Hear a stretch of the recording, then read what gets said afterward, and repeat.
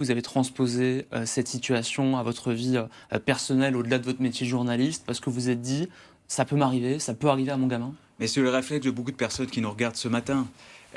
Parce que les gens qui nous regardent ce matin sont peut-être pères, mères de famille ou grands-parents. C'est la hantise de millions de grands-parents. C'est-à-dire d'avoir un enfant sous sa responsabilité, la chair de sa chair pour le début des vacances et que cet enfant s'égare. Combien de personnes se sont identifiées? Combien de parents se sont identifiés à la situation de Marie et de Colomban? Et donc, on reste, vous et moi, journalistes, mais aussi, pour ma part, père de famille et énormément touché par cela. On ne peut pas rester indifférent quand on traite la disparition et la mort, peut-être même le meurtre d'un enfant.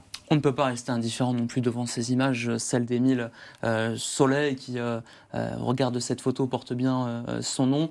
Pas d'indifférence non plus. Et nous avions couvert à l'époque ensemble les obsèques du petit Émile Oui, à Saint-Maximin, la Sainte-Baume, cette image de ce cercueil oui. minuscule blanc, là aussi, c'est très poignant. C'est très poignant et c'est la première fois, c'est la première rencontre entre Émile et des millions de Français. C'est-à-dire qu'on avait toujours, moi, secrètement espéré, même si je savais que ce n'était pas possible, mais une issue favorable à cette affaire. Et là, la réalité nous bouleverse et nous rattrape. Vous, moi, et encore là, beaucoup de personnes dans les Bouches-du-Rhône ou le Var et les Alpes de Haute-Provence, parce que c'est un petit cercueil blanc. Et notre première rencontre avec Émile, c'est ce petit cercueil blanc en bois qui est porté de façon magistrale par Étienne de Varax du service catholique des funérailles et ses parents dans une solennité indescriptible qui porte ce petit cercueil et qui l'accompagne à Saint-Maxime à la Sainte-Baume dans l'église Sainte-Marie-Madeleine.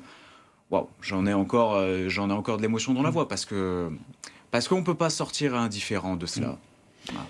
Plus de 300 pages autour des zones grises de cette enquête qui reste un mystère absolu. Il y a eu bien évidemment des gardes à vue, des perquisitions. Récemment, une campagne inédite de prélèvement ADN, une Oui. centaine de prélèvements réalisés vis-à-vis des personnes qui étaient présentes au Auvernais, que ces personnes soient habitantes ou non. Mhm. Une simple personne de passage peut se voir convoquée pour cette campagne. Est-ce que les examens de ces prélèvements ont déjà commencé ou pas encore? Alors écoutez, j'ai eu l'information hier. La campagne ADN est quasiment terminée. Il en reste quelques-uns de prélèvements à faire à la marge. Des sources proches de l'enquête m'ont indiqué qu'il y avait eu le premier cercle, et puis on élargit le cercle, vous l'avez dit. Ça concerne des personnes qui étaient au Vernet le jour de la disparition d'Émile, mais pas que. Des personnes aussi qui sont par exemple dans l'entourage de la famille et qui n'étaient pas présentes au moment des faits. Il y a eu des premières comparaisons qui ont été pratiquées. Pour autant, ça va mettre du temps. Pourquoi?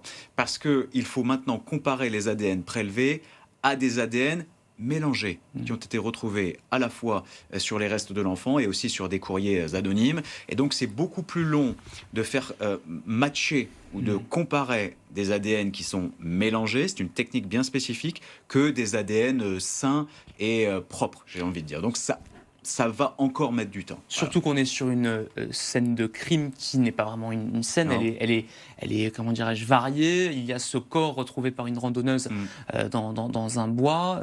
Un corps, c'est ce que disait le procureur d'Aix-en-Provence à l'époque, qui vraisemblablement aurait été déposé là, ou en tout Ouais. cas, Émile ne serait pas mort ici. Donc forcément, ça complique le travail des enquêteurs. Qu'est-ce qui vous a le plus peut-être surpris, ou est-ce qu'il y a des idées reçues autour de cette affaire? Je rappelle que les grands-parents étaient dans le viseur et le sont peut-être encore des enquêteurs. Ce sont un peu les coupables faciles. Qu'est-ce qui vous a surpris, justement? Je crois que vous avez rencontré les grands-parents à plusieurs reprises. Oui, je les ai rencontrés à 2 reprises. D'ailleurs, c'est la fin du livre. La rencontre, elle a été assez incroyable à la Bouilladie. C'est la première fois qu'ils accueillaient un journaliste après leur garde à vue. Il y a des idées reçues. Il y en a plusieurs dans le livre que j'évoque. Je vais vous en donner une. L'idée reçue, moi, la plus importante qui m'a marqué, et quand je suis sorti de chez eux de la Bouilladie, je me suis dit, tiens, je sais qu'on ne sait jamais.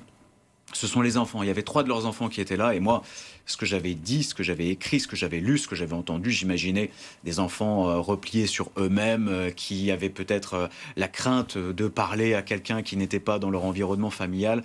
Ben moi, je suis arrivé, c'était leurs 3 derniers enfants. Ils étaient souriants, ils étaient joyeux, ils jouaient ensemble, ils me posaient des questions.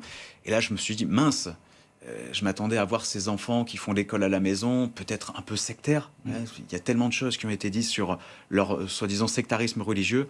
Ben non, j'ai vu l'une des jeunes tantes d'Émile avec un un sweatshirt, et il y avait Stitch dessus. Et c'est dingue, on s'accroche à des détails. Et je me suis dit, tiens, bah, comme mon petit Roméo, elle connaît Olaf, elle connaît Stitch, et elle suit peut-être l'aventure de la Reine des Neiges. Et je me suis dit, waouh, bah, là déjà, vous voyez, il y a quelque chose qui a un peu changé en moi. C'est des détails, hein, mais c'est important. Je n'avais pas cette perception. Et il y a d'autres idées reçues qui tombent. Et ce qui me bluffe le plus, beaucoup de personnes qui me demandent mon intime conviction, c'est que je n'en ai pas. C'est qu'il y a des sources proches de l'enquête qui sont rompues à l'exercice judiciaire et criminel, qui n'en ont pas. 2 ans et demi après cette affaire, elle est simple sur le papier, mais elle est extrêmement compliquée. Vous disiez que la découverte d'une partie du corps d'Émile, de ses ossements, n'était pas, on va dire, forcément un tournant dans l'affaire. Bien sûr que c'est un tournant, mais ce n'était que le début. C'est-à-dire qu'on Exactement. n'allait pas avoir la vérité de suite, et c'est ce que vous disiez d'ailleurs, le procureur, les sources judiciaires. Ouais, eh ben, c'est-à-dire que moi, quand j'ai expliqué au colonel Berthelin le jour où la moitié d'un crâne est retrouvé, c'était en mars 2024, je lui dis ça y est, c'est terminé. Il me dit non, tout commence. Et Ouais. il avait raison, sans dire qu'on en est toujours là en 2026, 2 ans après. 2 ans après, il n'y a que la moitié d'un crâne qui a été retrouvé, un fragment de tibia et quelques vêtements. Il manque encore des vêtements et l'intégralité du squelette. On ne sait pas où cet enfant véritablement a disparu.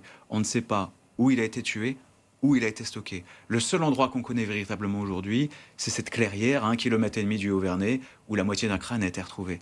C'est pour ça que c'est si difficile de faire manifester la vérité aujourd'hui. Il y a aussi des éléments qui pourraient laisser penser, en tout cas, à un milieu agricole, ce qui n'incrimine pas pour autant Et non. un agriculteur. Donc là aussi, même quand on retrouve des petits éléments, eh bien, l'enquête semble patiner. En tout cas, sans doute qu'elle avance en coulisses, mais Bien pour le sûr. grand public, personne n'a eu la moindre idée de ce qui s'est passé, de ce qui est arrivé à Et Émile. non, c'est pour ça que c'est extrêmement difficile, vous le dites. Ces choses qui ont été retrouvées sur les restes de l'enfant qui nous rapprochent de la piste agricole, c'est bien, mais faut que les gens se disent que le Vernet est une commune agricole. C'est-à-dire qu'on peut avoir, et c'est le cas, des puces de volaille retrouvées sur un crâne et des vêtements, sans qu'on ait pour autant un poulailler. Parce que il y a des volailles qui sont un petit peu plus loin dans le village. C'est pour ça que c'est extrêmement difficile. Et il y a toujours 6 gendarmes qui travaillent quotidiennement de la section de recherche de Marseille, qui font un travail absolument phénoménal. Tous les jours, ils tentent de percer le mystère. Il faut continuer à y croire, je pense. Valentin Doyen, donc ce livre, Émile, les indices de l'enquête. Valentin qui sera du côté d'Aubagne samedi en dédicace au Cultura d'Aubagne, c'est à 14h. Est-ce que des membres de la famille ont lu ce livre ou Oui, pas? oui, oui, les parents et les grands-parents. Ils vous ont fait un retour? Les parents, non, je sais qu'ils ne l'ont pas apprécié, ce qui est tout à fait logique. Je pense qu'ils ne peuvent pas apprécier un livre qui est fait sur leur enfant. Les grands-parents ont eu des avis plus mitigés. Le grand-père m'a fait un retour. La grand-mère aussi a été touchée, notamment par les derniers chapitres que je laisse découvrir à vos nombreux téléspectateurs.